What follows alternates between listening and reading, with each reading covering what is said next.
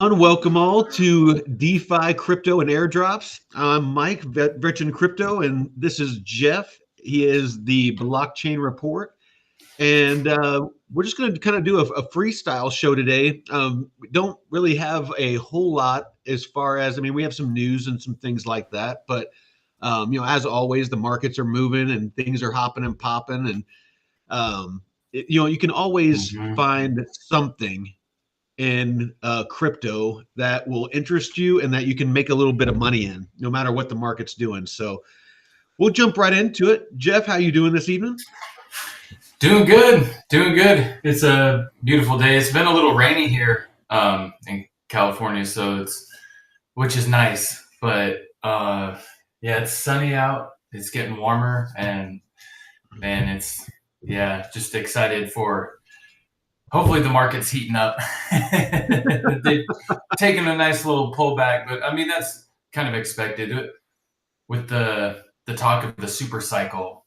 Extending this 4-year cycle is interesting to see kind of play out, because I do feel like we might go sideways for the next 2 months, to be honest. Do you really think that? Or at least another month. I don't know if I think we stay under 100K at the end of February. Because this is ETH right now. Are we pumping? Yeah. Okay. No, we started out today at not pumping, 26.52, and we're at 27.14 now. Here pretty soon, if it keeps up, I'm gonna have to freaking readjust one of my my wrapped ETH USD pool. It's because it's about to pop out the top of it, bring up the trading view so we can see better. It actually, there was a golden cross earlier today on ETH. Let me see if I can pull up the EMAs. Did we get on the daily? Yeah. EMA. Let's do the triple EMA.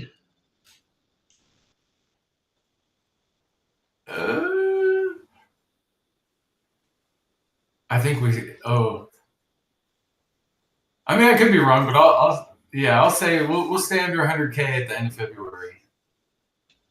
We won't stay under. We might peak up above, but I'll say controversial. Yeah, we'll be under 100K at the end of February. Because there's the daily. There's the hourly. Or unless we rip up and then dump down in March. Or are we just going to rip all the way up? I don't know, but it's like I said, it's riding this up. Actually, you know what? Let me go to this real quick. Go ahead and if you have a couple and things. Look at the 3-day too. Yeah. No, it's looking like it's wanting to pop, but go ahead and give out. You said you had a couple of things that you were wanting to put out. Let me kind of get myself together a little bit here with the ETH chart and show you what I was talking about with the golden cross. Yeah. So remember we talked about the story protocol with intellectual property, how tokenizing IP will help with like IP theft and integrity and stuff. So their token is launching soon. Let me share this. Need to pull. Dun, dun, dun, dun, dun, dun, dun. Oh. So story. Oh, why didn't it? Oh, I need to. Can you hand it to me? I think it's still on the chart. Yeah, there you go. Oh, yeah. There we go. Yeah, so story protocol, they're launching.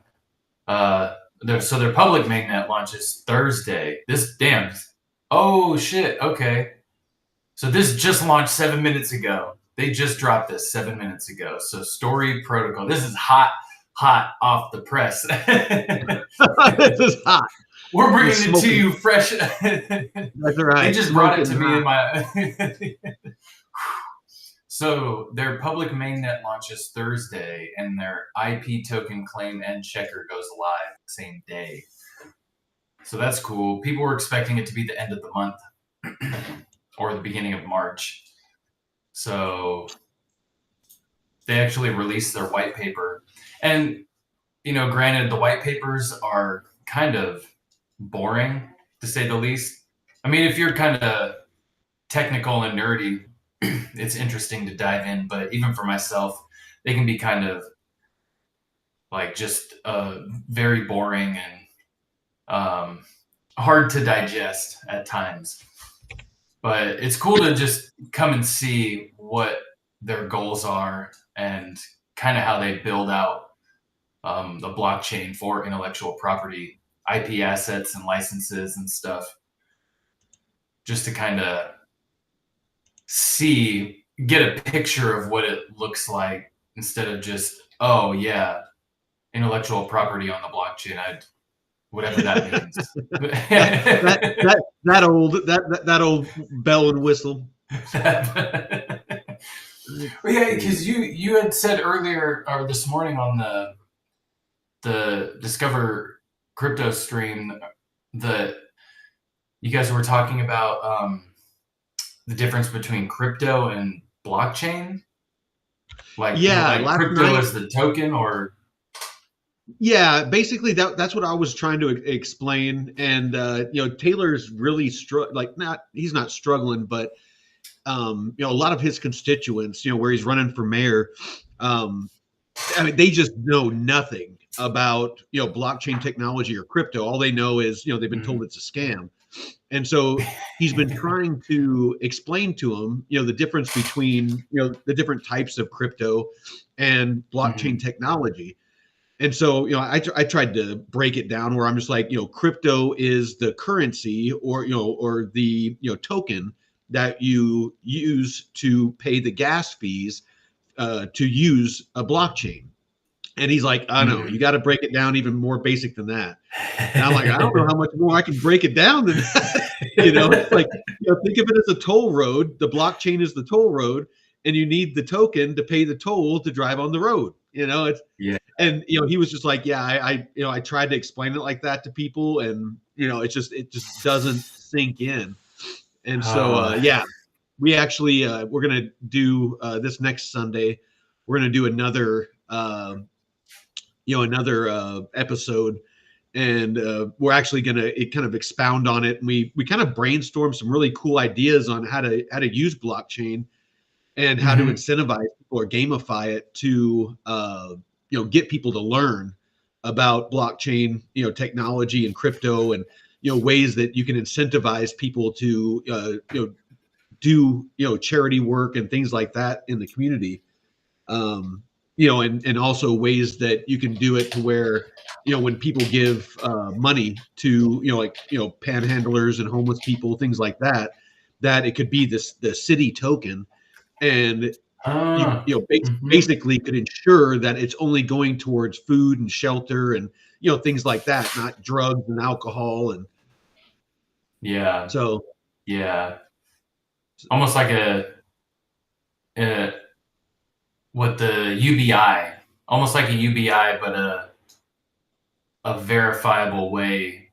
That's like, because even with EBT and stuff, these social programs that we are able to, well, hopefully soon we'll get that on the blockchain because of the amount of like fraudulent spending going on there. But if you can have ways of tracking, like you said, not using it on drugs and alcohol or stuff that's just gonna make their situation worse, or spending it on food and stuff, that you can track and make sure it's spent on the right things.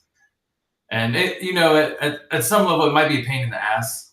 It might be an inconvenience for some that kind of abuse the system, but man, I am having a hell of a time. I had them saved where I had messed with the settings, Are you rebalancing? and like, oh, it's just everything on Trading View right now is wanting me to get the paid version. I'm too cheap for Oh that. shit. Ah. Dude, I want all my money to go to freaking freaking crypto and DeFi. I don't want to be spending it Yeah, on craziness. I I got it. Oh, anyway, My business expense. One of my business yeah, expenses for yeah. the year. I really need to get more organized. My thing is that I really don't consider this a business, and I'm not trying to make it a business. It's just something I Oh yeah, enjoy. yeah.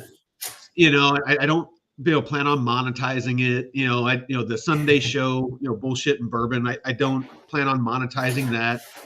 Um, so it's more like I said, it's more of a social thing and trying to help people through some of the hurdles and the issues that I had getting started in crypto and DeFi, and help them avoid some of the influencers that I made the mistake of listening to, and uh, and Yeah. and it's my own fault. It's you listen to an influencer and they make something sound awesome, and you do your due diligence the best way you know how, and at some point you have to be a big boy or a big girl, and you put your money in there, and sometimes it works, sometimes it doesn't. The problem is a Hmm. lot of times they get paid to hype a project, or they bought a bag of it and they're trying to pump it so they can exit, and so it takes a minute to figure out who the bad apples are and who the good people are. And so Hmm. you know like I said, it's one of those where it doesn't seem like that that we do a whole lot, but at the same time like just helping one person like Josh, freaking somebody that's looking to kind of change their stars, and wants to Hmm. homestead, and has a dream and is trying to use crypto to accomplish that. If I can take a couple hours a day and mentor somebody like that, or help them out to where they can avoid like again some of the mistakes that I made, and give them a jump start to accomplishing the Hmm. dream. To me, that's a victory. Oh, 100%. 100%. It doesn't hurt that Josh is a fucking awesome dude. Yeah. Yeah, it really helps to like have people that are that you can vibe with really well, especially in then a lot of people that I've met in this space so far have been really awesome. I know, like, they're not the. I know Drew has said some stuff about influencers in the space and being kind of shitty, but so far everyone I've met has been pretty awesome. But they're not really influencers, so I guess that's a good thing. I don't consider myself an influencer. I just like talk about crypto and shit Yeah, and, yeah. and help where I can. There's people that like the hex dude. Oh Um, yeah, he's yeah.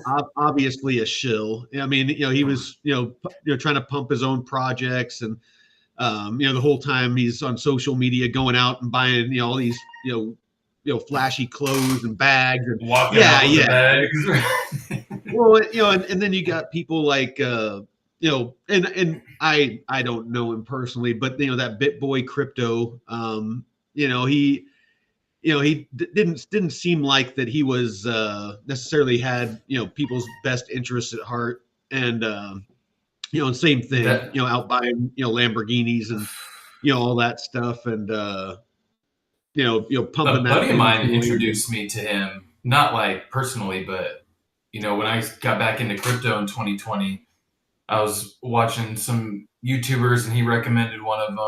One of them he recommended was BitBoy, and I was watching the channel, and that's how I found out about Frankie and Blockchain Basement and all those guys. And then Kelly had his channel, and then the whole drama with that happened, and Mhm. like I respected Ben for being at least like what he portrayed.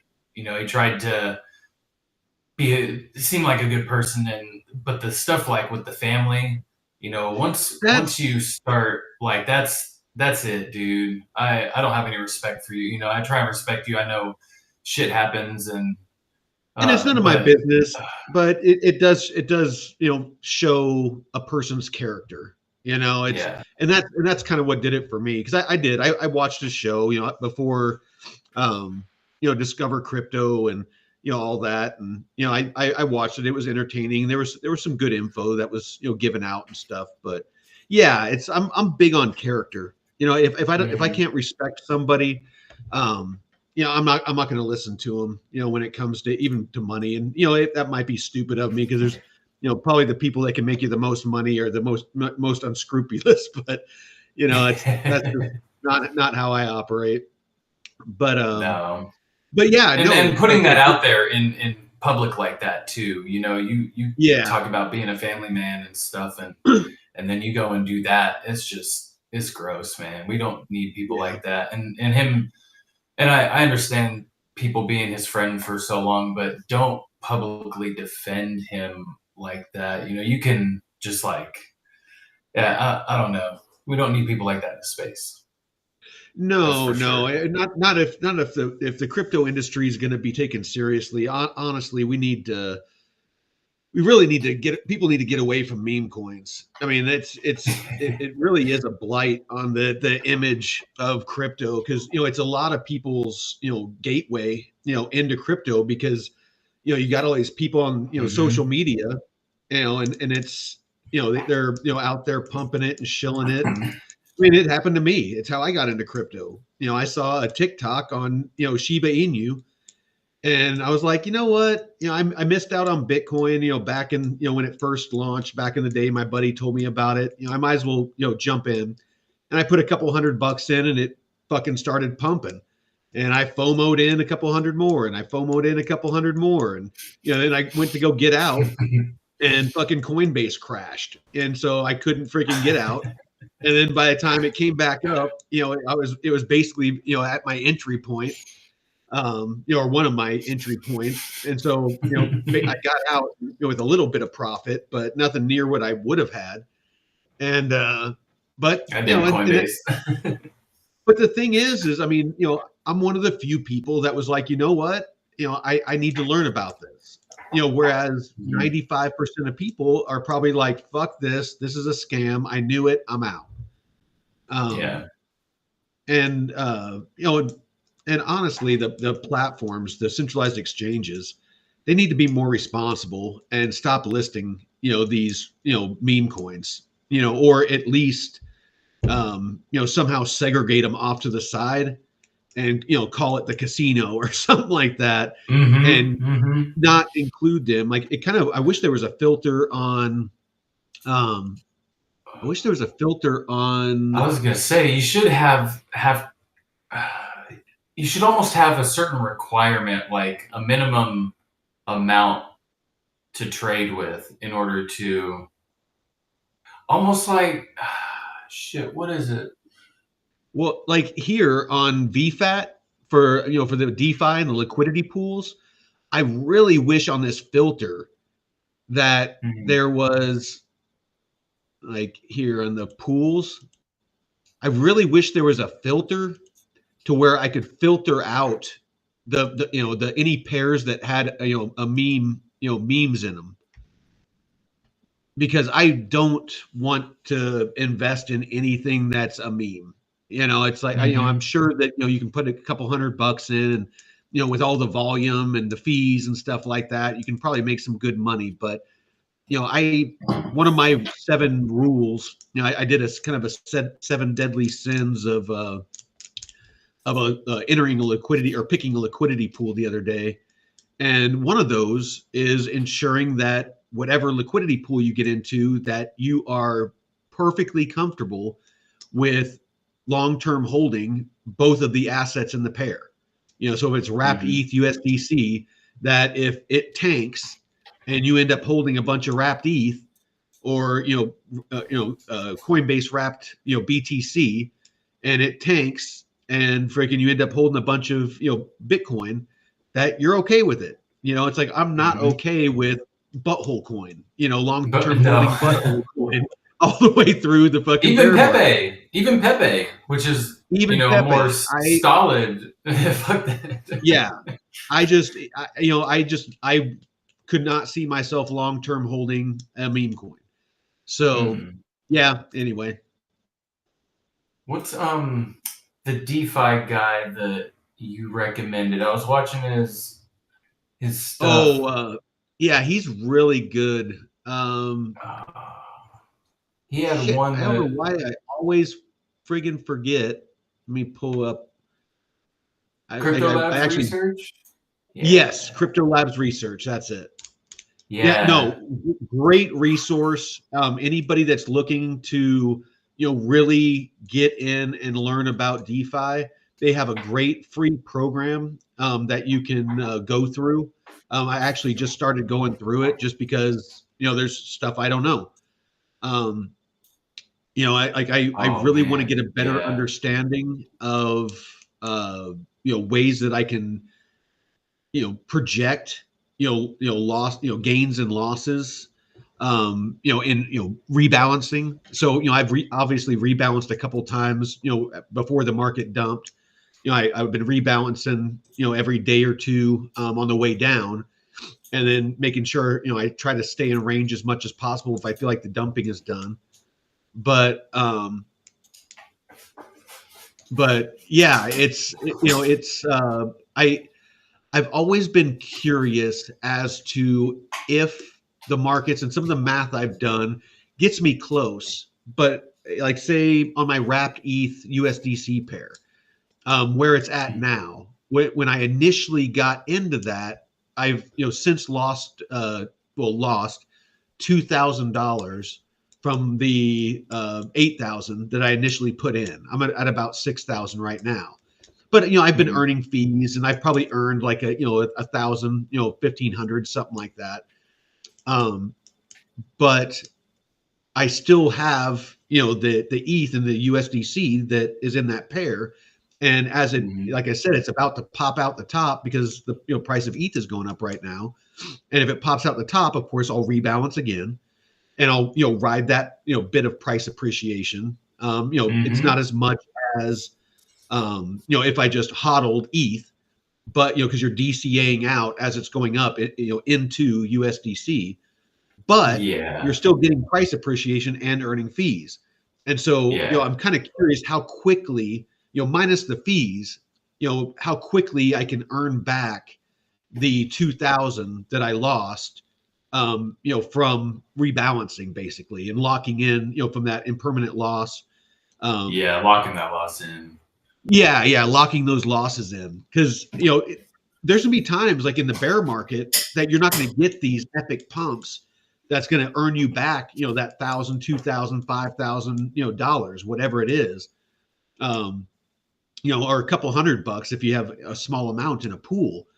So in a very sideways market, you might want to be more careful about rebalancing or setting wider ranges or things like that. So anyway, these are all things that go on in my mind, and like I said, from all my searching, Crypto Labs Research that you have up right now is what I've found to be the most comprehensive resource, and they've actually put together. I'll actually just flash it up on the screen real quick, and then you can kind of show what you're showing there. But they have this, which is a whole course on basically teaching you how to run your DeFi as a business, and how they make money in DeFi. Very, very organized, very well put together. I mean, something I would love to do if I make a bunch of money in crypto, maybe I'll put something together for everybody for free. But yeah, they have the course, they have articles. They do have a paid area but it's a little bit spendy. but you can pay, and they have like one-on-one, live calls that they do with you, and things like that. Hey, Crypto Ditto. Damn, that's a. Um, oh yeah, They got yeah. a He lot of says, stuff on there. yeah. Oh yeah. No, they have a ton of stuff. So yeah, and it looks like Crypto Ditto says that they're watching that channel as well to learn, about DeFi. So that's where Hell I've yeah. actually learned quite a bit of stuff. And then, a lot of it's been trial and error, and just kind of doing stuff on my own. But yeah, let me unshare. That's So their course. yeah. So Okay. if you go to their YouTube channel there and go down to the description at the bottom, they have a hyperlink that you can Yeah. there you go, and This one. they have a hyperlink that you can go to and sign up for Oh, their that's free the fast course. track. So you basically just put in your email and stuff like that, and you have full access to the free Oh, the free course. DeFi course. Yep. Okay. So yeah, and then of course, we try to do stuff here and break things down very simply, and try to give you Mm-hmm. some good man. ETH really looks like it's wanting to break out. Yeah, since you said that, man, it was. I mean, it dropped down hard. Well, it's definitely broken trend. So here, let me go ahead and I mean, did I you mean, have the something you were wanting to show? daily's looking pretty. Were you wanting to show people something Oh on yeah. the? So when I was watching this, he used Aave to borrow To lend. assets. Yeah, to lend and borrow.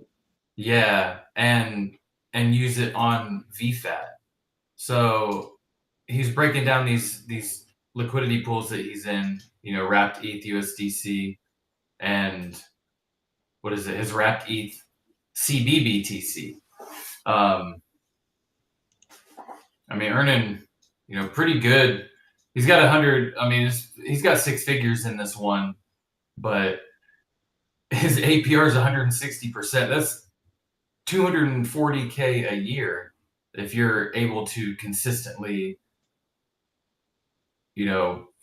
farm that. I mean, even half of that, if you can utilize a strategy like this and it prints you half of that, I mean, holy shit. Well, yeah, no, and that's that's the thing people need to realize, that DeFi is not a get rich quick. DeFi is meant to generate yield, and so that you can build a portfolio that consistently pays you out, um, basically free money to Mm-hmm. reinvest in other DeFi pools and lending and borrowing, things like that, or cash out to go on trips, or make a car payment, or buy a house, or whatever. So the trick to DeFi isn't to put a bunch of money in, find the biggest APR, and try to and hope that it's going to consistently pay you out that APR.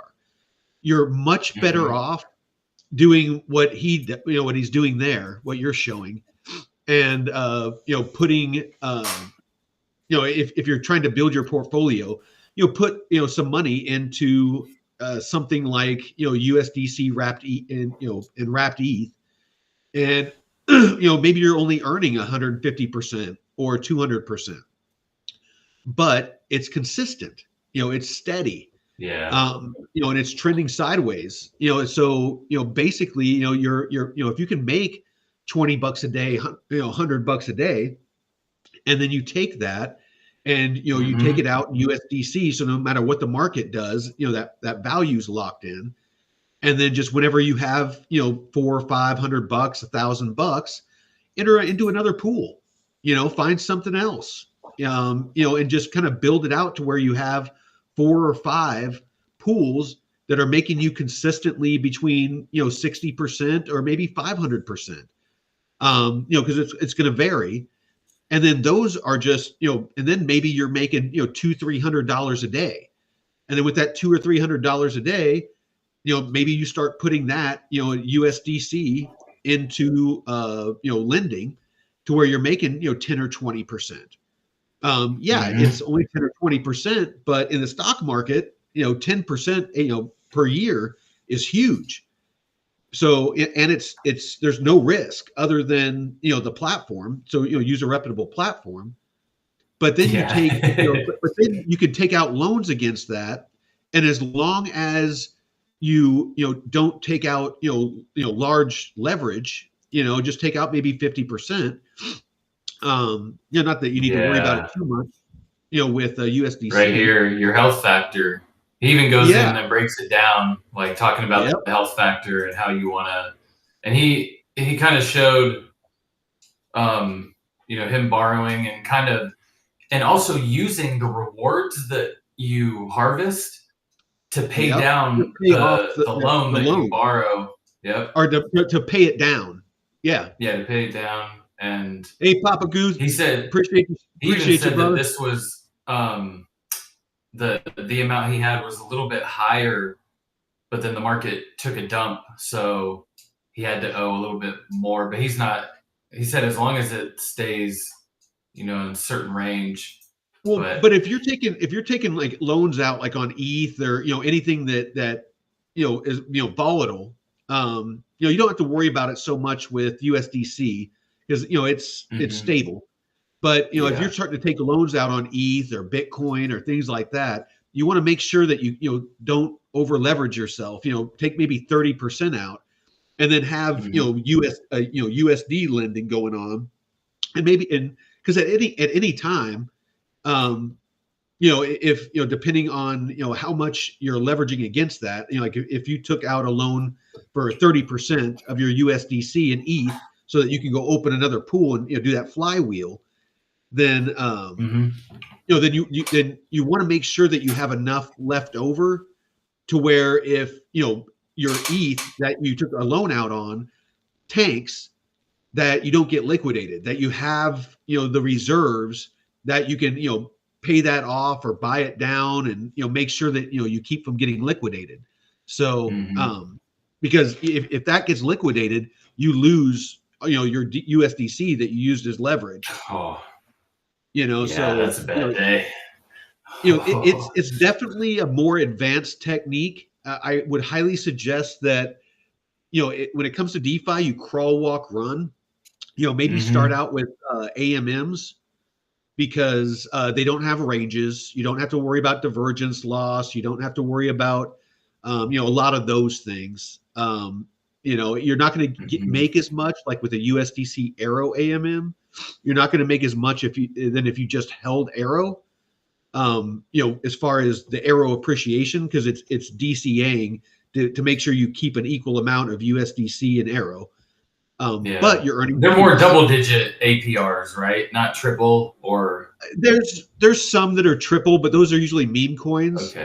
My Arrow, my Arrow or my Arrow USDC AMM that I'm in, it has been between 40 to 46% consistently, which is freaking awesome. That's it. Yeah. And it's. So yeah, I mean, Arrow's, tanked and stuff like that, but, I fully believe it's going to go back up. And when it does, I'm going to have a shit ton of Arrow. I still do. Come on. If you make, a few 100,000 in the next cycle and put that in, 50% a year, you just have that as, oh my God, fun. Just, you don't even have to manage that.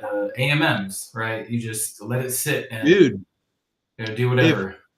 My plan is I want to 5 to 10x my current portfolio right now. And that would be $500,000 to $1 million.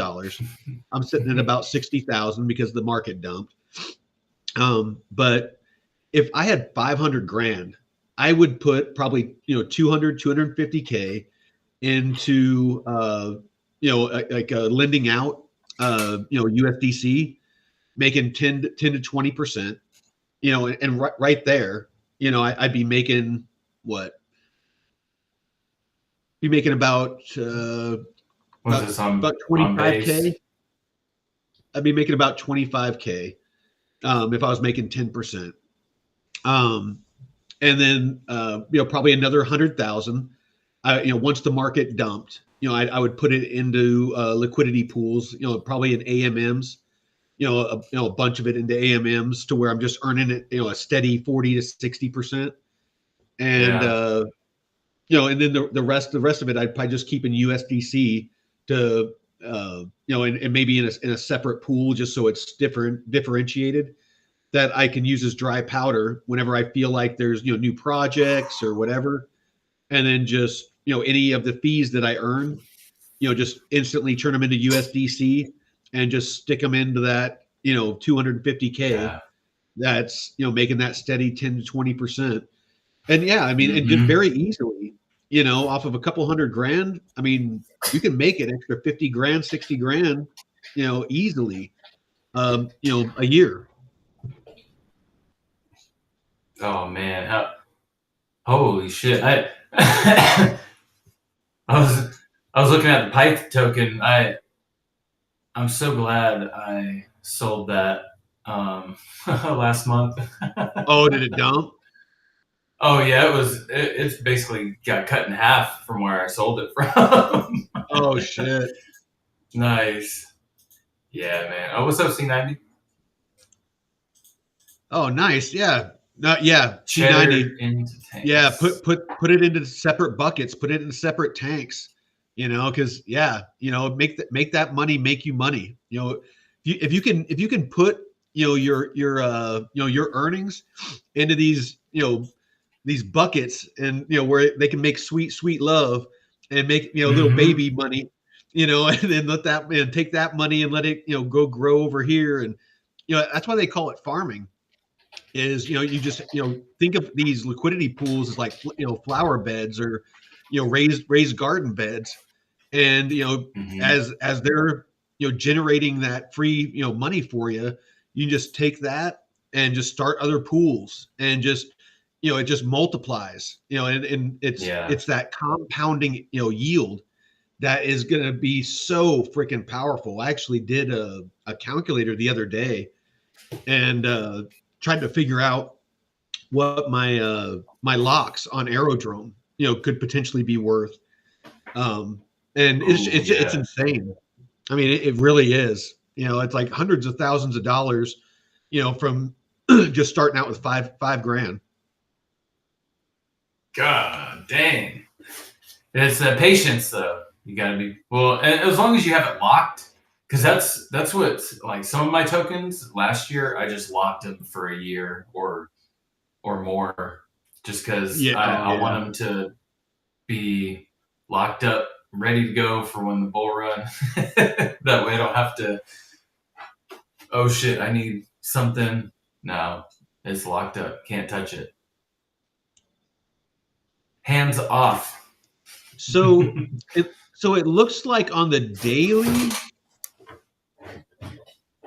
daily chart, it doesn't look like, and I'm not a TA expert, so excuse me, but it looks like that we, on the daily scale, we haven't broken trend, but on the shorter time frames, like 1 hour, we have definitely this kind of since the dump, we've definitely broken trend. As you can see here, we've broken trend, and it looks like it's retesting it. It's come down and retested it. Let me zoom in a little more. You can see this big green dildo came up and broke through this trend line. The green dildo retesties. Yeah, right. And then on the 15 minute, the same thing.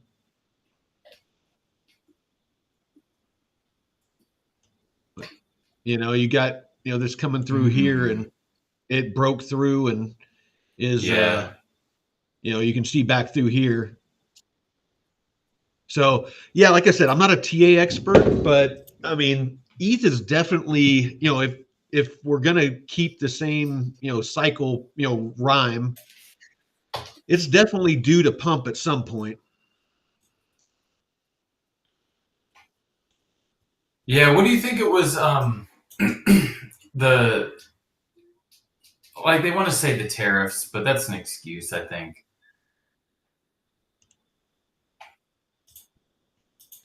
Oh, you I mean what just caused everything to dump, or Yeah. I mean, honestly, I've really been wondering about the institutional plays now that I they're oh, go ahead. Sorry. heavy. Now that they're heavily involved. Um, I always kind of wondered if that would make this cycle a little different. I think that's the largest factor personally. And again, I am not a financial advisor. I'm not an expert, but I for the past 4 years, 8+ hours a day, every day, I've been teaching myself about crypto um, and everything that I've learned is that the macro factor that is different this bull cycle than any other cycle has been regulation. Big institutions can now enter the market. They have Mm-hmm. massive amounts of liquidity that they can manipulate the shit out of this market, and that's what they're doing. And Papa Guth, I think he's the one that said it best. That looks like that they're done. Clear. Oh yeah, ETH leverage looks like it cleared out on the downside. Not sure what's holding it back. I mean, you can just watch it on Bitcoin. That windshield wiper that Josh always talks about on Discover Crypto, Yeah.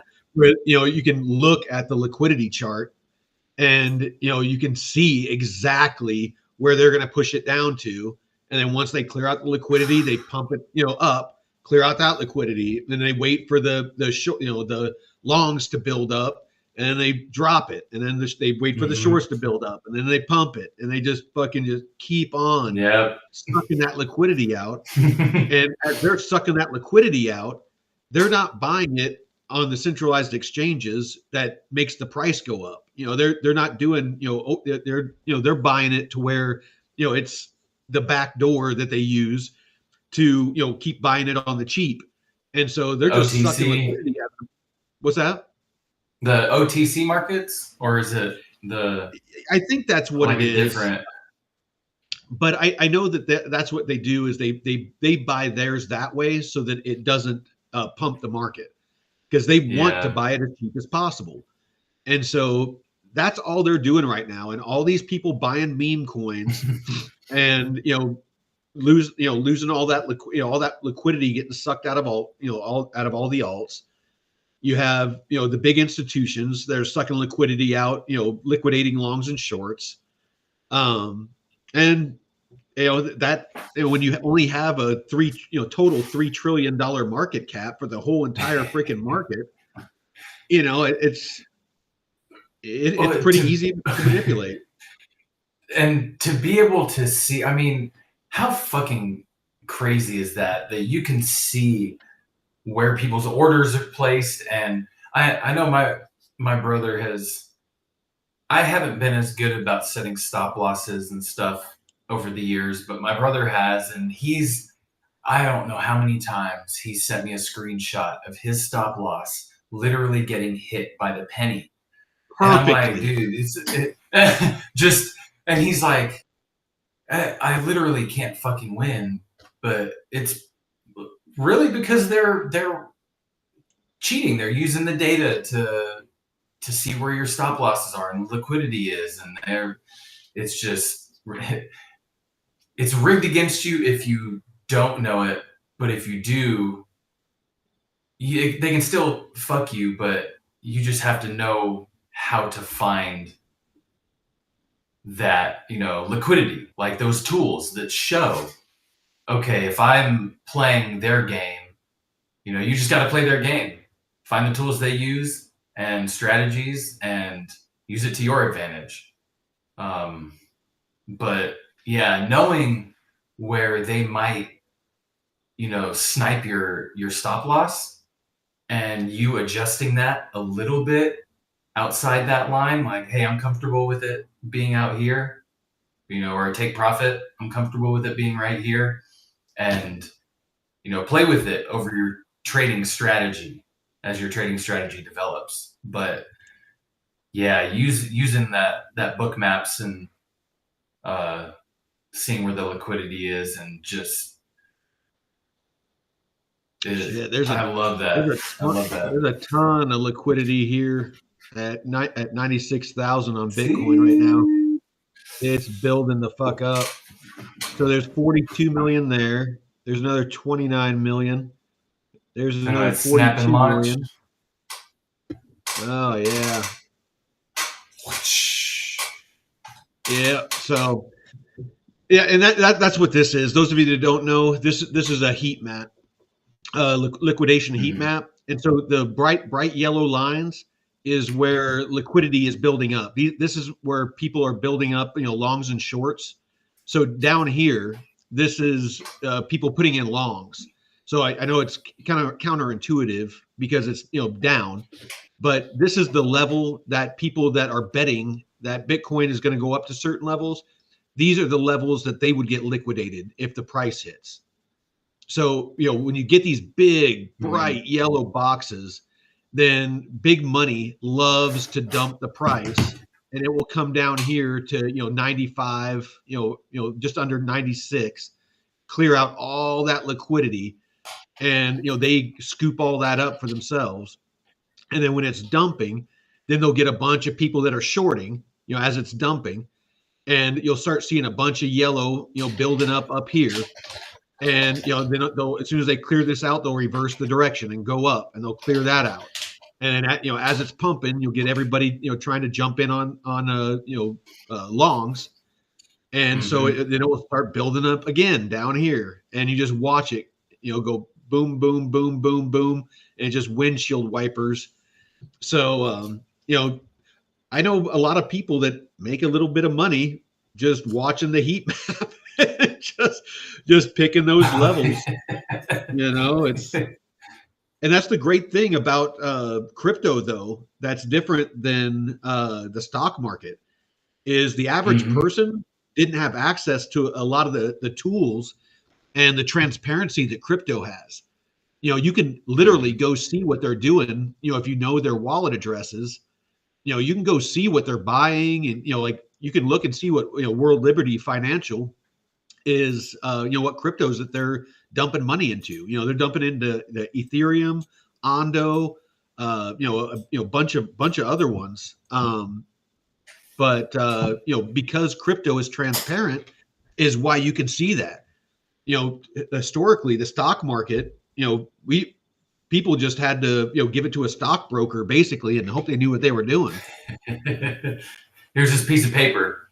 Go run around and isn't that crazy? Yeah. They would have these slips, and if you ran into somebody on the trading floor and your paper, oh shit, oh dude, yeah, no, it's insane. They're still doing that with the technology that we have. They're still running around doing that shit. Oh man. No, it's hilarious to watch. Oh yeah, they got these liquidation heat maps, or the live book map, on where's this? They have one on the futures, but live book map you can see liquidation. And I know book map is like $100 a month or something like that if you want to pay for it, or maybe less. I don't know. It might be more. But you can come on YouTube and check it out. And they do, let's see. No, that's ES. Where's the Bitcoin one? Bitcoin, perps. Yeah, I got it. Oh, you got it? Okay. Yeah. I wouldn't know how to read any of this. No. And I don't know either. But these guys. It's like you're trying to read Greek. Isn't that crazy how people developed a tool like this that can just, once you're able to read it and, but I don't know, at some point, man, you got the ellipses and you're just, You know, you can't see anything going on. No. No, the tools Oh, are looks like we broke back down below the EMA on Ethereum. Ima. Luna has entered the chat, huh? Careful on the long-term returns remaining that high, though. Mm-mm. Well, I was thinking about that because you said eventually we might not see these high APRs, but if the banks have been consistently doling this out, unless there's just so much liquidity spread amongst other coins that you just don't get the same return, i.e. meme coins, all the fucking meme coins that have the liquidity, a little bit of dust here and there, you wouldn't get all that value stored into like a wrapped ETH USDC pool or pair. So, I don't know. What do you think? Because the amount of rewards you get is the amount of trading volume in that range, right? No, I'm sorry. One more time. So the trading rewards that you get, that's determined by the amount of volume in your liquidity pool range, right? Yes. So the more TVL and the more volume there is, the more likely it is that obviously with the more volume, that means that there's more people trading because you're making money off of the fees of people swapping between the two assets of the pool that you entered. So like with USDC wrapped ETH, whenever anybody's switching from wrapped ETH to USDC or USDC to wrapped ETH, and the protocol uses that pool, then you get fees for being part of that pool. So depending on how much you have in there, you own a part of that pool. A fraction of a percent, or if you have a bunch of money in there, you might own 5% or 4%. What I've found is the more of the pool that you own, it drops your APR. So because there's been a couple that I tried to enter, and they only had like maybe $9,000 of TVL. It was a VVV pool that I was trying to get into, and it was pretty early on when they first launched the pools, and it was an insane APR. And then as soon as I tried to enter with a couple of $1,000, it like cut it in half, and I was like, oh shit! And so I put less in, and my APR went up. And I put less in, and my APR went up. And I was like, oh, okay, all right. So it's, I mean, that's how you're earning your money. So yes, answer your question. Volume has a lot to do, and that's definitely one of the things that you want to look at. When you're entering a pool, is I would dare say I would look more at volume and TVL than I would APR. APR is kind of the second thing I look at. If the TVL and the volume is juicy, then I'll look at the APR. And as long as it's over, like 60, 80%. Well, it's almost like bad faith actor. You don't want to own the majority and steal the rewards from other users. So they might make that. Oh, I dropped this like. No, it was that it was that channel that we were on. I had like this. It sounded like a woodpecker or something like that. It was distracting the shit out of me. And it was that YouTube channel that you were just showing us, that live software. Oh, the book maps. Yeah. That is a good incentive or a good thing to implement, is if you take a certain threshold of the liquidity pool, you should be penalized or have your rewards reduced in a way to make it a little more fair. Try and make it more decentralized or spread throughout the community. That's good to know, because that way if you see something, yeah, you don't want to take over the whole pool, and then you're just eating up all the rewards. But Well, and I think a lot of it is because, and I'm just guessing. Yeah, it's something I'm still learning about. But my guess would be a lot of it is because the if you pull out, if you all of a sudden yank out and you're the majority of that boom. pool, it could negatively affect that pool. Yeah, that's true. Yeah, and it's like in the Cosmos ecosystem, they have at least a 20-day cooldown period for when Mm. you unstake and withdraw. There's a 20-day or 21-day cooldown at least. And it makes sense, so people don't just pull all the liquidity out at once, but it could also be a pain in the ass when you're trying to Hey, does, unstick. does anybody in the chat have any questions for us when it comes to DeFi or airdrops or anything like that? Because I mean, we can definitely just keep on, kind of spitballing, and I definitely want to dive into a little bit and go over kind of how my DeFi is doing and stuff like that, just to give some transparency, because it's definitely down, from where I started. I'm still overall, as far as token count, I have a lot more crypto than I did, before. But with the dump and stuff like that, the dollar value isn't what it was. But I definitely like to be transparent about how my portfolio is doing, so people kind of understand how a DeFi portfolio potentially can move. But do any of you guys have Uh, any questions? this is a good environment, with the recent dump, to kind of see how it affected your positions and see, okay, well, I've been doing this for a little while. Markets haven't really taken a shit like that, but I guess it also depends on how long you've been in it, and Well, yeah, because also when the the markets were fucking rewards. pumping, I mean, I was. Yeah,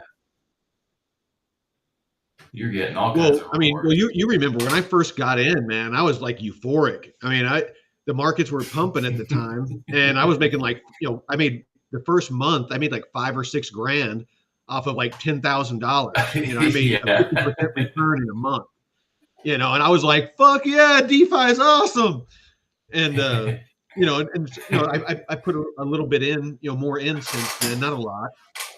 But the second month, I only made about off of about 12,000, I made about 2,500 or 3,000, which is still awesome. And Mhm. this last month, I wanted to say, or so far this month, actually, I'll just show you.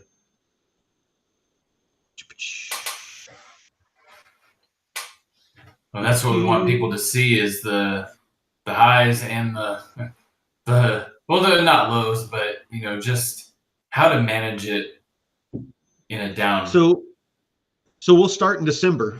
So basically, I started out, right at the very beginning, with a total of about 27,422. I put it was about 12,000 into a lock, because the markets had already been pumping some. Arrow, pump, because I only put about $5,000 in, and then I got that flight school airdrop, and then I had Mm-hmm. about 15 grand of liquidity in the DeFi pools.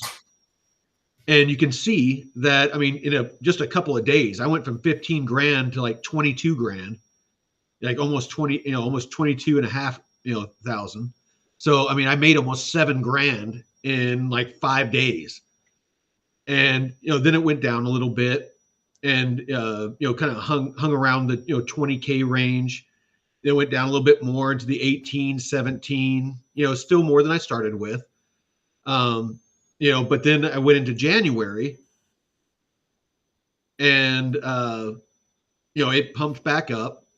and my total went up to 30. I started out the month of February or January with 31K, total between my lock and my liquidity.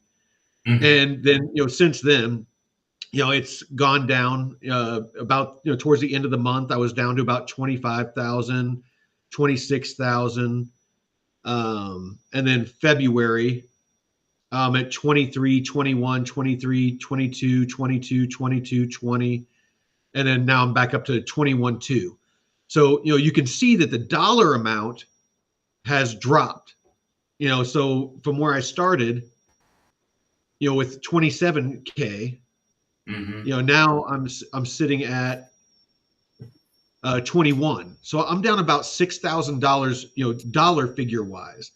But I went from my portfolio being almost $100,000, my overall portfolio, with my hodls and everything, down to like 60 grand. So I lost 40% of the value of my portfolio during this, big dump that we had.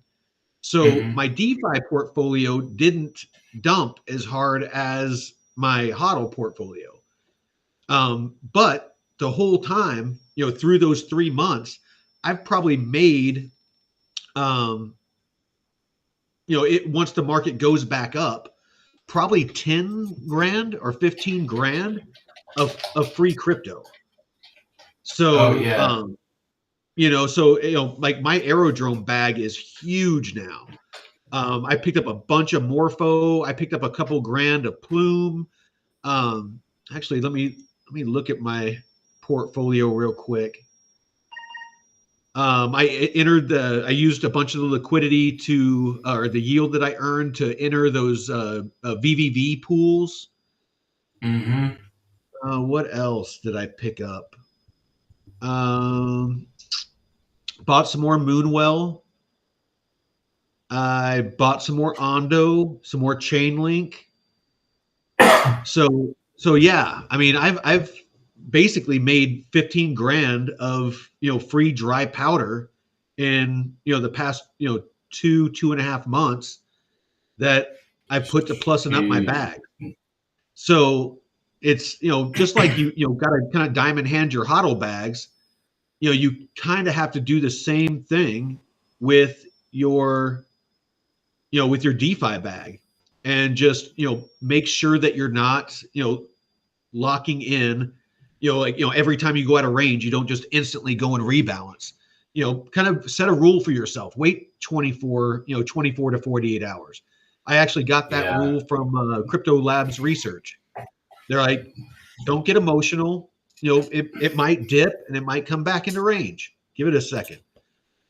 Weekends, almost always Fridays, it seems like everybody pulls liquidity out. The market dumps. It goes sideways all weekend. And then Sunday night, Monday morning, everybody enters back in. As soon as Japan and, Asia, wakes up. TradFi wake up. Yeah. Our Sunday night, their Monday morning, they start entering. Then Europe, India, Europe, Africa, and then the East Coast, and, eventually us. Everybody else has their Monday morning first. And so, just like they have their Friday morning first. So they're pulling liquidity out, towards the end of the day on Friday, and they're injecting it back in on Monday. So I actually really enjoy weekends just because the markets are kind of dead, trending sideways. And so it's really easy to keep things in range.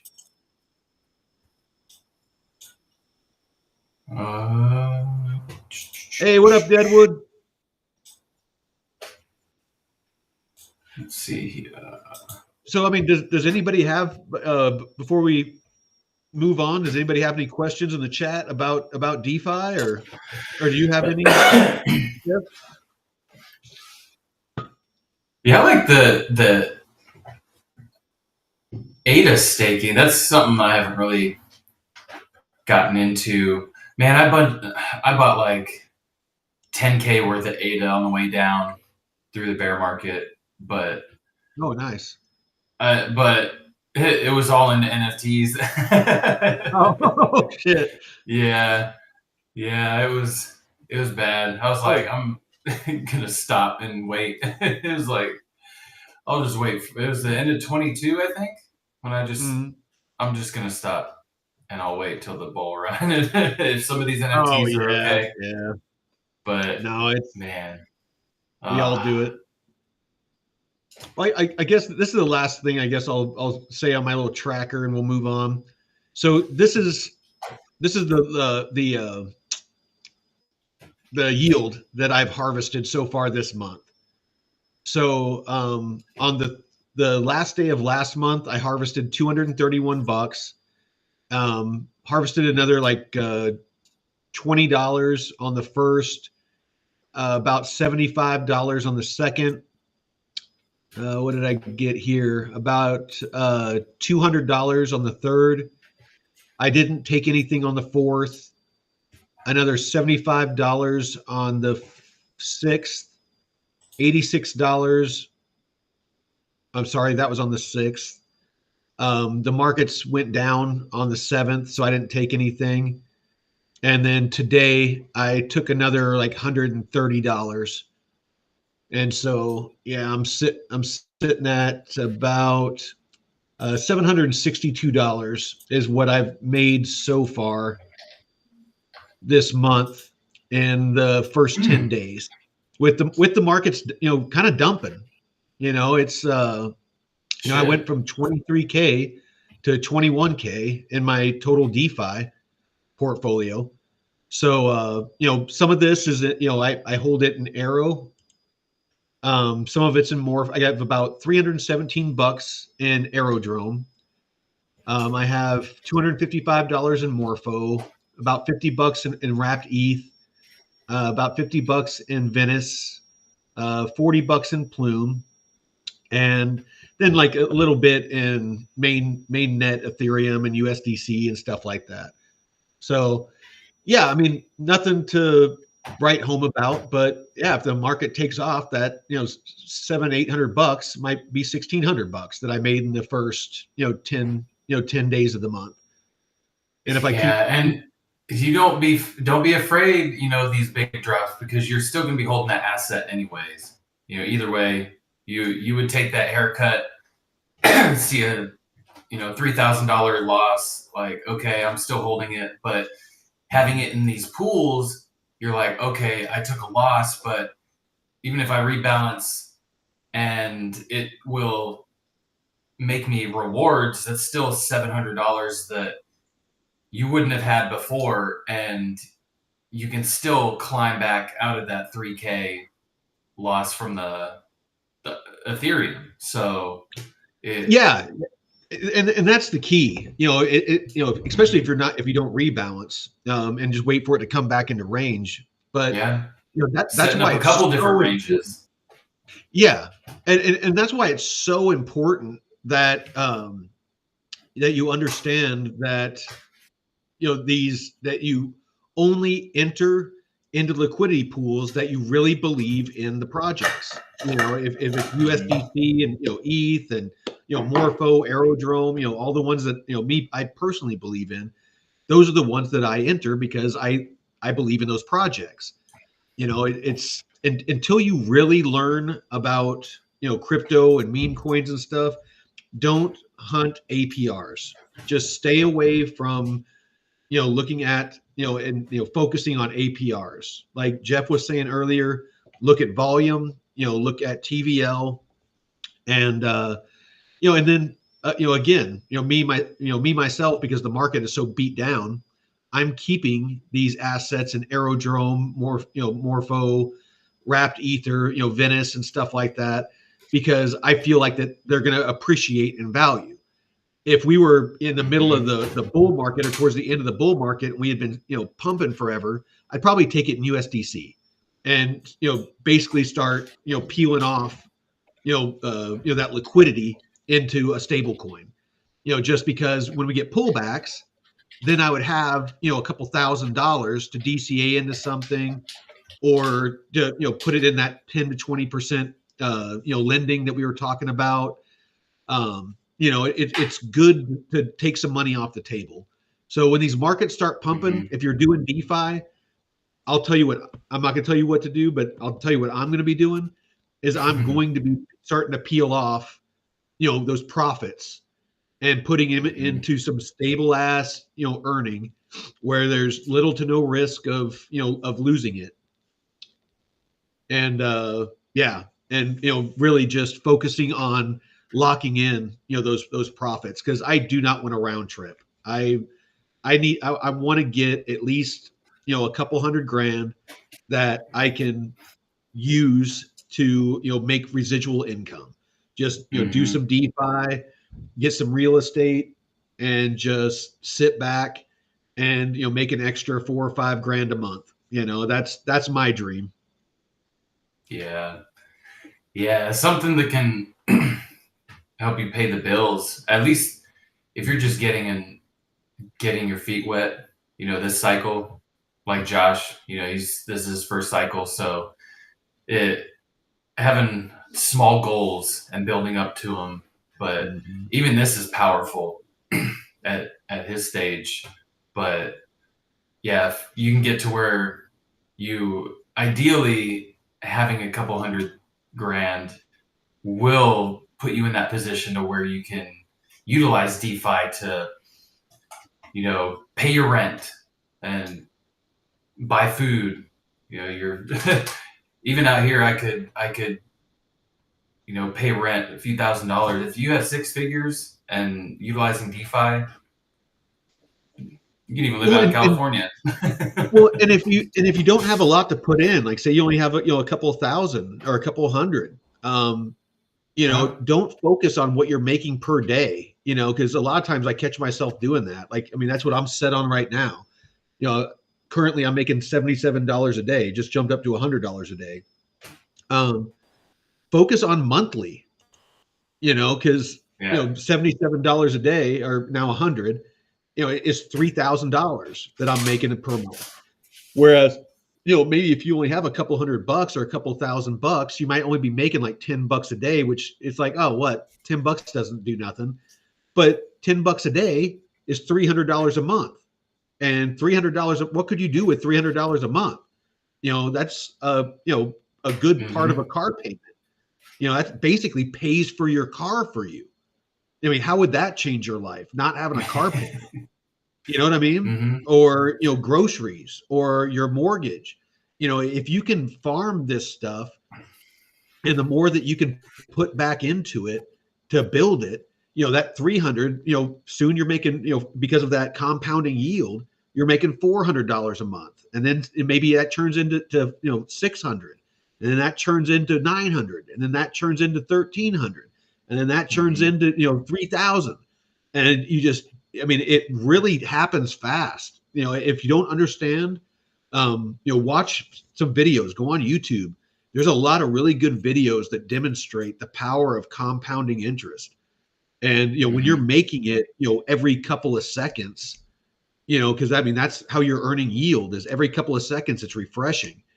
And then when you're taking those, daily or weekly or monthly, if you're pulling that and you're starting other liquidity pools and, taking that yield, starting new pools to make more yield, and the ones that you're already in are making you yield, you're just basically planting more seeds. That yield is a seed that you put in another pool that sprouts and grows and bears fruit, that you can take the seeds from that fruit, plant it into another pool, and you just start, you start out with one pool. Next thing you know, you have like 6 or 8 pools that are all earning you yield, so don't get discouraged. Like those little farming games. It really is. Don't get discouraged just because you only have a couple $100 or a couple $1,000. I will say you need to be careful though. You only have a couple of $100. Do something like an AMM that's not, that's not volatile if you're, just starting out. And the rebalancing. Because of the rebalancing, because you don't want to get hit with fees and get, you're a couple $100 eaten up by fees. Yeah. And you'll be earning rewards in that asset that, if it's not USDC, it'll appreciate. So it might be $10 now, but could be $100 down the road. So that's an even more of an incentive to utilize this tool. Because hell, even though you're down 30 or 40K, from this drop, your crypto holdings are increasing. The dollar value, like that's whatever. Exactly. And your crypto bags themselves are, this thing's gonna track, are increasing. So and that's that's the key. I'm glad you said that. That's the key, is because an emotional mind would see 40 grand drop and would panic. Be like, oh shit, I just lost 40 grand, and sell everything and lock those losses in. If you think logically though, I still own the same amount of crypto or shares or whatever you want to call them. Plus all the yield that I earned, I've bought more. So instead of being 50% down, I'm only 40% down. And I forget who that one influencer is that's like super freaking popular, that always has that golden 50 pistol and always talking about cucks, and he's really brash. I forget what his name is, but he was saying he's 50% down. And a lot of people are saying they're 50% down, and I'm only like 35% or 40% down. Yeah, because of that. Yeah, it's good. Jumping in last year and really finding out a way to utilize this. Because man, what is this? Only 3-4 months now. No, I started the end of November, so it was basically, I've been doing it for December. 2.5. Yeah, I'd say probably about 2.5 months. But yeah, I mean, just like I said, in fucking 2.5 months, I've made over, I say probably conservatively, I've made 50% return on investment in 2.5 months. Yeah. Which is awesome. I mean, it's I can't think of anywhere else where I could have done that. And but yeah, like I said, I mean, I'm pretty consistently making around $100 a day off of an initial $10,000 to $12,000 investment. So I mean, that VVV pump was nice this past that week. VVV treated me nicely. But yeah, like right now I'm making 1,425% on that. And then Morpho, I'm only making 95%. The wrapped ETH USDC, I'm making 332%. And the USDC Arrow, I'm making 351%. So off of the $9,700 that I have on VFAT, I'm making, as of right now, $3,600 a month.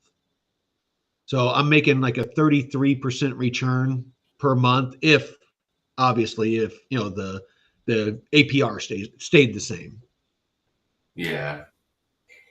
I mean, how much of that would actually be confirmed? Because I know that you were kind of doing some analysis, and it's quite like inflated in some occasions, right? Yes. VVV, there was a couple of times where it was trying to say that I was making like 100 and something thousand%.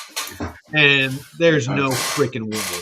I mean, it was, I was watching, the earned, and I think a lot of it was because the amount of TVL was way down and the volume was way down.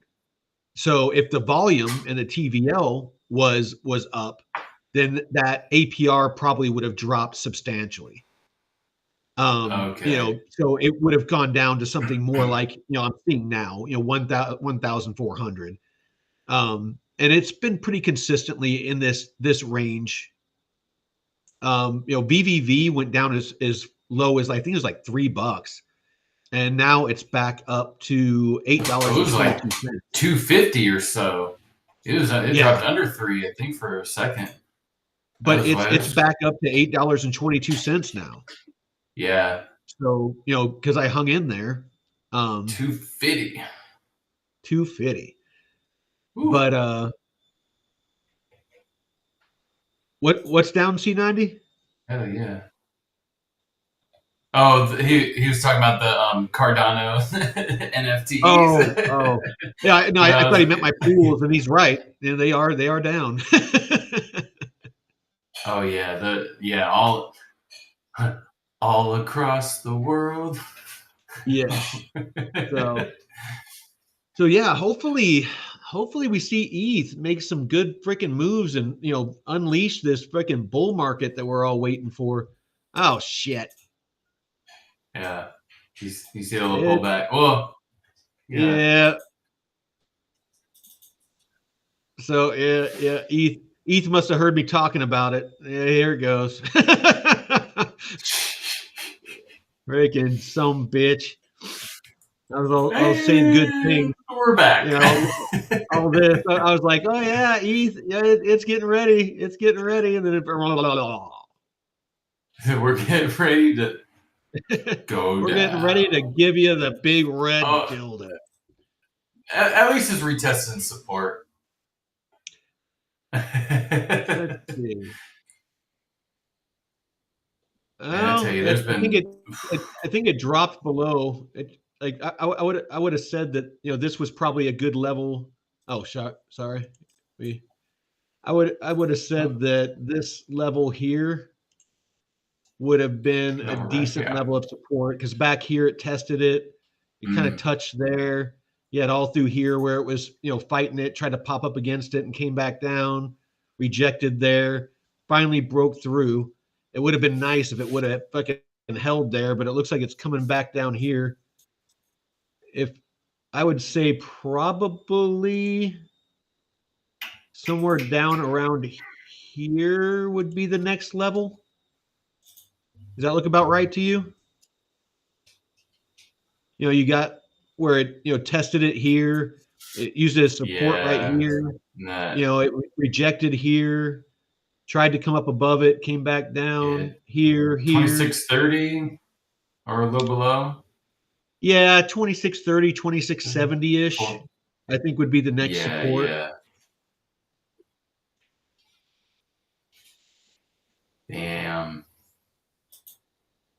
I know that it would make it kind of drawn out.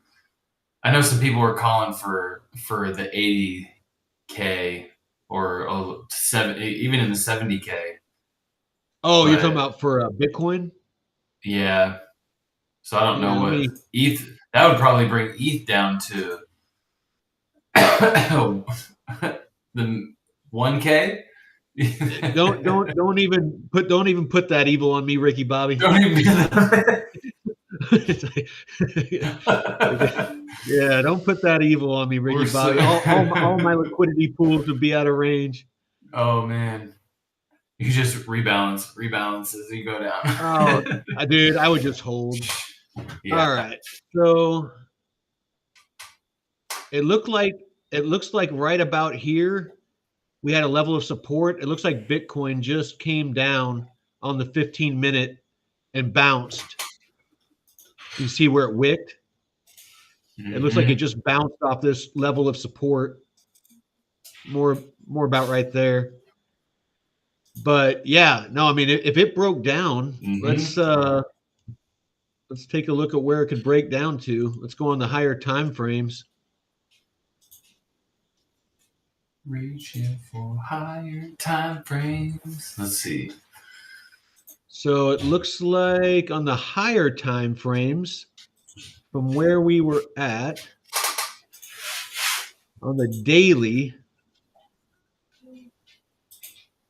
well, hopefully it doesn't freaking drop below this one right here. That's 92. Around 92 looks like a big level of support. You can see where it bounced 1, 2, 3, 4, 5, 6, 7, 8, 8 times. And then if we lose that, oh baby Jesus, we're down. Yeah. We're down in the 70 range on the daily. Let's see what Yeah, happens. that 90, man, that 80, 85 to 90 doesn't look strong. That's just like a speed bump. Yeah, that would just be like a full on fucking shit the bed. Yeah.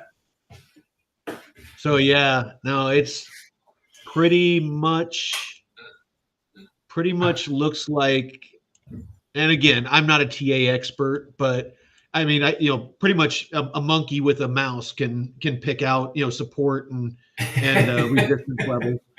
Yeah. So yeah, I mean, I definitely say if we break down past where we're at, 92 would be the next level of support, after 97. And then after that, we're just fucking into the nether region of down into the 70 range. Yeah, 70, 76, but 72.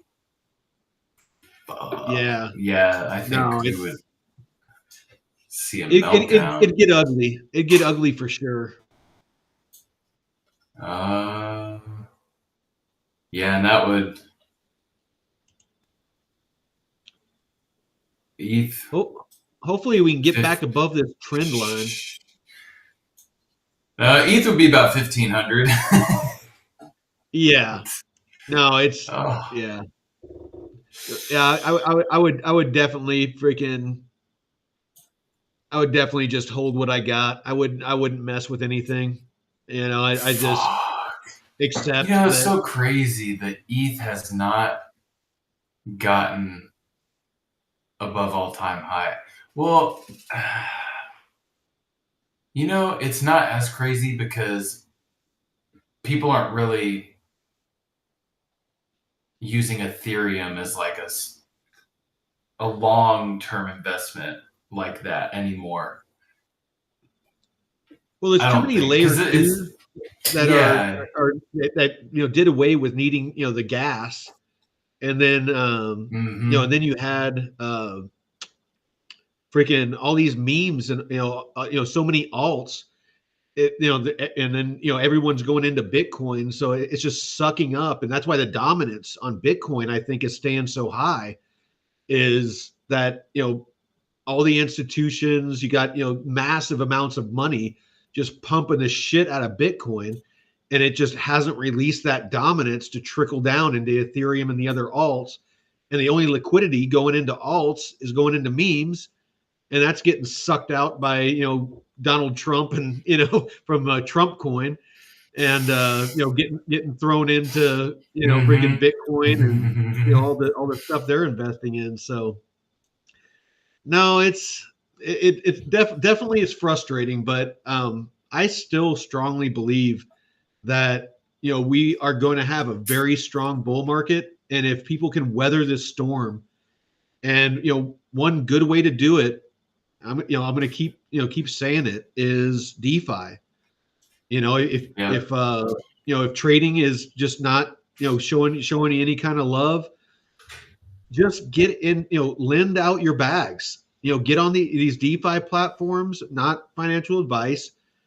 You still have the full, you'll still get full price appreciation by, when you're lending out, but you'll be earning, yield off of your bags, and, dry powder, take it out and put it into USDC, that whenever these dips happen, you can buy in. Same thing with, and maybe the next step, maybe that's the crawl, the walk, get into some AMMs. You're not going to see as much, price appreciation, because, it's between like USDC and, whatever, like Arrow or, whatever you want to use. But you're going to make more yield. And so, it kind of gets you used to, understanding how those markets move and the liquidity pools operate. And then from there, then maybe you get into something like, an ETH, Bitcoin pair that usually are correlated and they move together. and that will give you an idea of how those move, and just kind of slowly work your way into these markets and learn about DeFi, because honestly, DeFi is here to stay. I mean, you got BlackRock building it out. Ondo is tokenizing freaking stocks. Right now they're calling it Wall Street 2.0. Basically going to make it. Oh, go ahead. And even if with market dips and stuff, let's say 5 years down the road, you don't have these fucking 1,000 APY, 1,000% APY. 5 to 10% a year. If we have to settle for that, I mean, is that really a terrible thing? In the long run, if it's 5-10 years down the road and we have to cap these APYs, it's still much better than you're getting with the banks. Depending on risk, I mean, if you're earning 5-10% off US, lending out USDC all freaking day long, and then if I'm making 25 to 50% off of like an Arrow USDC pair or something like that, awesome. Yeah. I mean, honestly, I mean, if you have to understand that as the market matures, a lot of the volatility is going to start to go away. The larger the market cap gets, mm-hmm. the harder it's going to be to manipulate and move the markets like they're moving now. Right now, especially on weekends, there is no volume. Nobody's trading. So it's super easy for somebody with a decent amount of money to move the markets. So, keep that in mind. It's like, the yield is higher now, the APRs are higher now, but as the market cap matures and, to then it's going to be easier to stay in range. It's going to, mm-hmm. and AMMs, you don't have to worry about that. But with the concentrated liquidity pairs, it's going to be easier to stay in range. So yeah, you might not be making 500%. You might only be making 60% or 50%, but it's going to be much more hands off. You're going to stay in range. 90% of the time. Once a month, maybe every other month, you'll need to rebalance, things like that. So, it's, 6 in one hand, half a dozen in the other. I think that's a good, the less you have to deal with shit, it's good to be involved and to see like, okay, my portfolio's looking like this right now. Do I need to move anything around or adjust anything? But if not, the AMMs are perfect. You can just set it and forget it. Just, do I want to distribute? Like, is the APY still looking good for me? And this is where it's the AI kind of tracking portfolios and providing, not necessarily being integrated, like not connected to your portfolio, but just as a tracker, viewing it, seeing like, hey, this strategy is kind of losing its APY. You can shift it to this other one or these other basket. So yeah, AI can help you with that. Oh man, what the project that we were talking about, the AI project. Oh yeah. Yeah. Once they have more developed, we definitely need to do a whole episode on that, or a whole show, just to kind of. Once that launches, I would love to take some of my liquidity and like maybe $1,000 or something like that, and let's actually do a live where me and you both, if you want to put some money in, we can go on there and actually use it. Use a couple $100, $1,000, and just do a series on it of, this is the platform, this is how you use it, this is how you enter, and this is the progress. And just each week we'll just make that part of the show and show the progress that it makes as time goes on, and see how well it does. Yeah, I forgot. I'm blanking on the name of it, but I think it was AI-Fi. Like was the ticker was like AIFI. I fi. Let me see. It's not that one. I mean, you know what? I think I saved it. Hold on. Oh, I did. Hold on. Yeah, Amplify. Amplify, yeah. Here, I'll bring it up. There you go. Yeah, Amplify. Agentic intelligence for digital wealth. Mm-hmm. Fully automate and customizable agents, scalable B2B agent infrastructure, AI driven optimizations, AI risk management system, cross chain compatibility, account chain token and gas abstraction, self custody and decentralized, and liquidity optimization. No, I mean, it looks super interesting. I actually, you know what? Let's see if who their partners are. So yesterday, Amplify unlocks automated yield strategies, but this is today. No. Are they launching soon? I don't know. Oh, it says beta launch. Yeah. But this was yesterday, so one day left. Time to take control. Amplify unlocks automated yield strategies, AI-driven asset allocation, and real rewards. So it says yesterday that one day left. So damn, are they really launching like?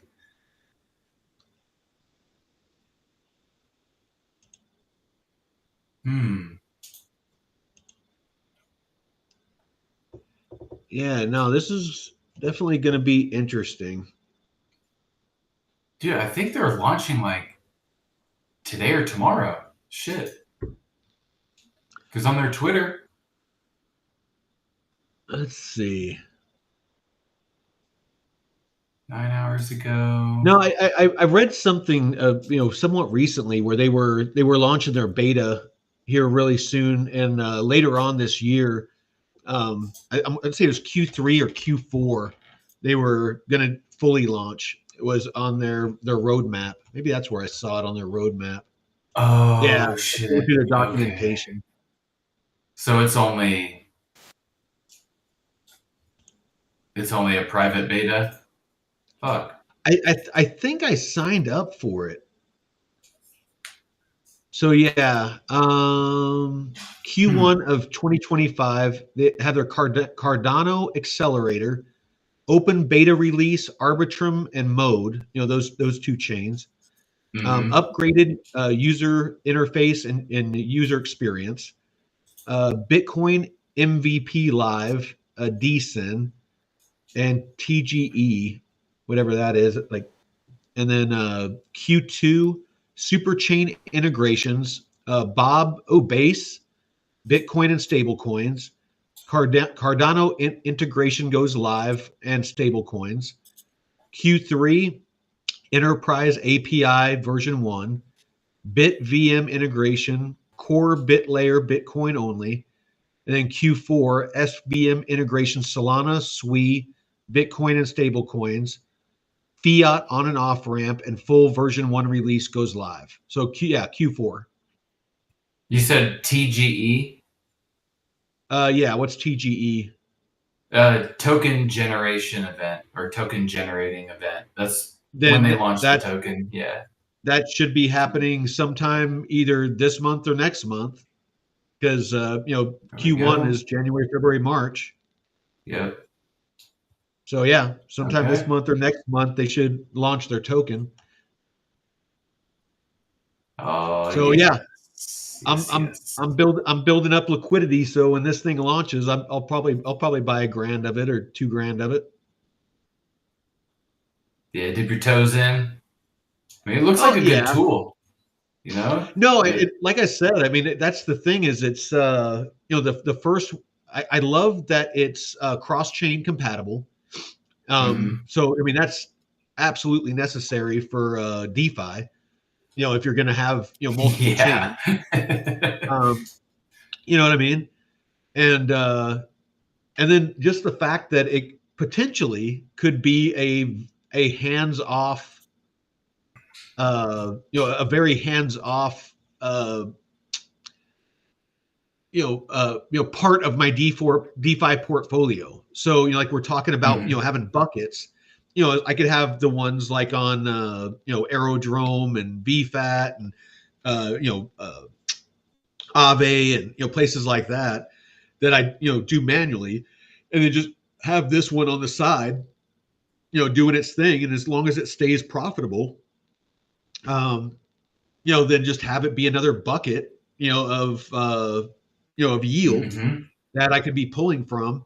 Because I mean, the key to DeFi is you don't want to, as you grow, you want to make sure you're diversifying, not just in assets, but the platforms that you're using. Because these platforms, some of them do Yeah. go out of business, and they don't have insurance. They're not FDIC insured. Mhm. You can lose your funds. There's Gemini. Didn't they go under?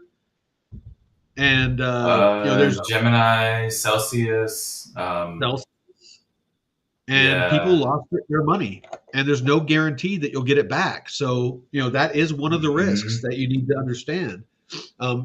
You're getting in very early to this market, and there isn't a lot of the regulations in place. You don't have the SEC and those safety nets. A lot of us in the crypto community, were saying that we didn't want the SEC and stuff like that. Beating us down like they were. Um, that's the double-edged sword of regulation and Yeah. having these regulatory bodies having a say in our industry is, yeah, right now it's the Wild West. You can do a lot of really cool stuff, but it's a lot riskier. Once this regulation comes in and these regulatory bodies start getting their hooks in, it's a lot of the Wild West is going to go away. So now's the time that you potentially can make a lot of money. So when that regulation sets in, and those APRs go down and the volatility goes down, and it slowly becomes the boring stock market, you're one of the ones that has a couple hundred grand or a couple million. That, yeah, 5 to 10%. On $1 million, you're making 100 grand a year. That's an awesome little but Yep. Yep. And if with the tax breaks coming too, we what could is it? we could see the tax breaks. Oh, yeah, yeah. Yeah, we could see some really, you know, because man, people don't want to be paying so much capital gains every year, and I'm so glad that this administration is more crypto friendly because you're not going to see the unrealized taxes, which is I don't. I mean, that's just outrageous in itself. Like, oh, you're gonna tax me on stuff that I didn't even make money off of, but you're just gonna pretend like I did. What? Well, and now we know why. Because they were Yeah. freaking, spending all of our tax dollars on, paying off the freaking media and, Oh my freaking, gosh. doing, gay pottery classes in Uganda and, comic books for transgenders in Mm-hmm. Peru. It Mm-hmm. was like, Yep. I guess Zelensky came out today. Not to jump too deep into the political stuff, but I guess he came out today and did an interview and was saying that Ukraine only got like 59% of all that money that was supposedly sent to Ukraine. Oh yeah, There's yeah. there's Yep. 41% of that money that he said never made it to them. I So think it was where did last that week. money go? Yeah, Yeah. It it's like was where did that money go? big, man. And you tell, man, having it on the blockchain, Oh, that's where that's what I the was thinking. government needs to have verified because uh, it would be, and like privacy, we all need privacy and shit, and we all need And transparency shit. and shit. But you don't want everybody's Well, shit to be public, and you don't want people to have access to everyone's private shit. But the government, you need to have full, like, let me see where this shit is going. Let me see where you're, like, how much you're taking in from everybody, and what you're spending it on. The Doge clock. They added that to the debt clock. Yes. So yes. this is what Doge is saving the American taxpayer just in the past 2-3 weeks. They've already found and saved us, and it's not fully realized. There's more. $80 billion, which isn't a lot, when it you think about that we're 36 trillion in debt, 36.5 trillion in debt. Yeah, just take that 80 off of that 64 number right there. Yeah, right. Yeah, it might drop that down to 36 trillion 300 billion. Something that I haven't heard anybody say out loud is they've only done USAID so far as going through, and they're not even done with that.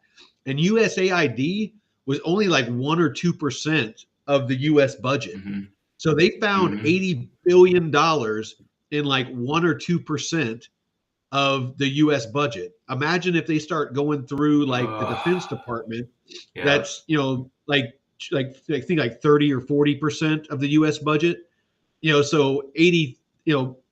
If you use kind of apples and apples, if they found 80 trillion in 1% or 80 billion in 1%, then if you multiply that by we'll just say conservatively 30.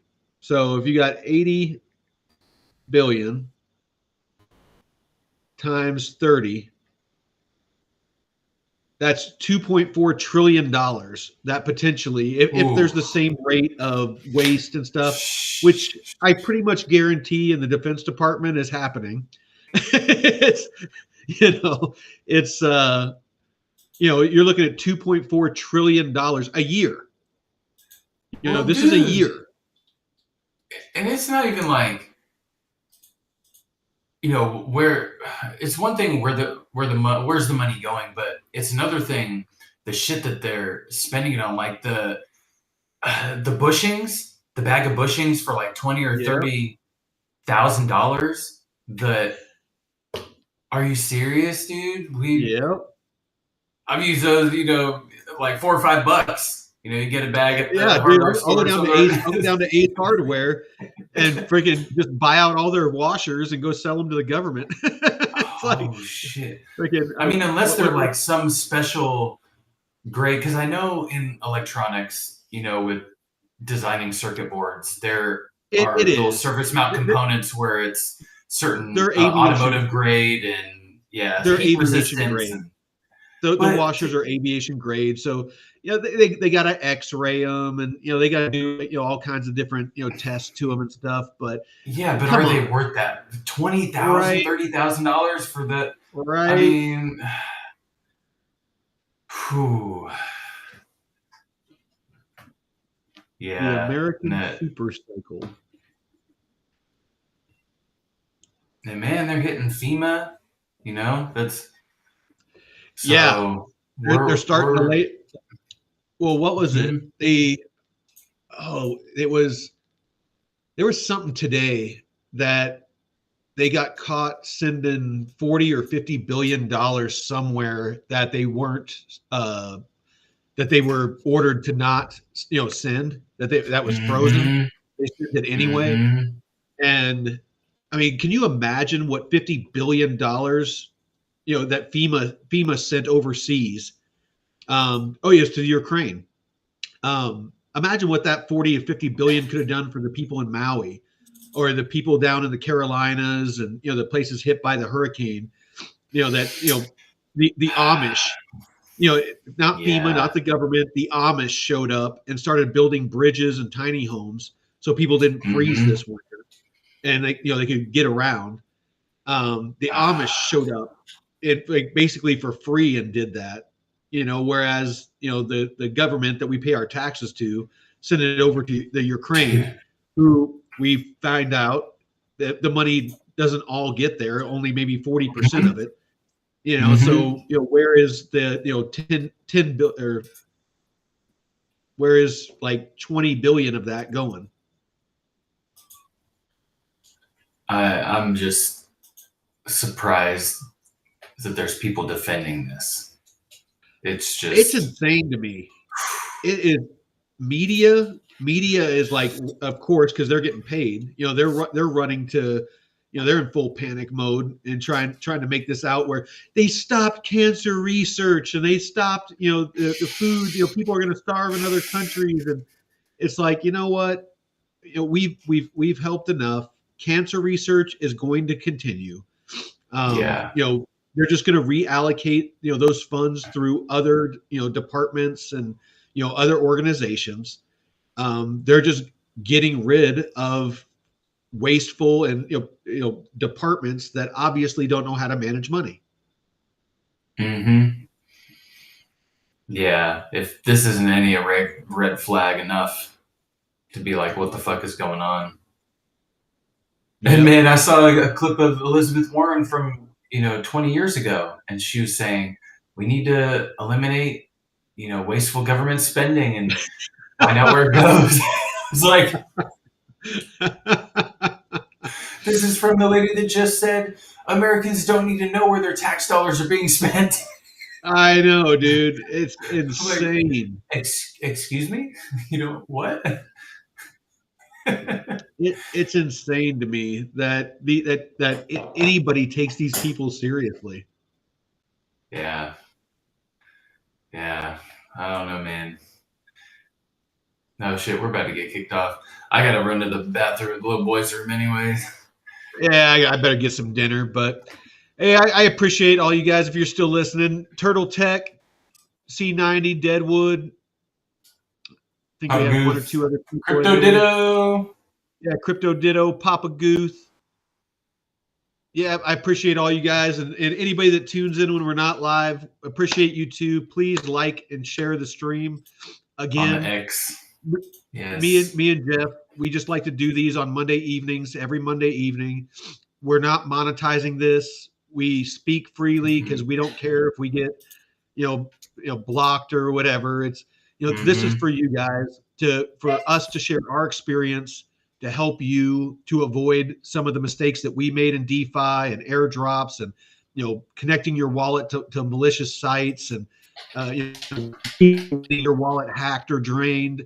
That's why we're here. We're not here to make money off of this. We use our free time to help you all. So please like and share. Appreciate y'all. Any closing statements, Jeff? No, that was great. Yeah. Share this out. Just really trying to help educate people and not shill bags and try and, be scammy or shilly. Just want to build good communities. Yeah. You know what? I'm going to change my name from Veteran Crypto to Shilly Crypto. Shilly. Shilly Crypto. Oh, man. The Shilly Scammer Crypto Hour. Chili. It's chili. Known as chili. Chili Crypto. Yeah. All right, I appreciate all you out there. Appreciate you all. As well, Mike. I appreciate you, Jeff. Veteran Crypto out. Peace.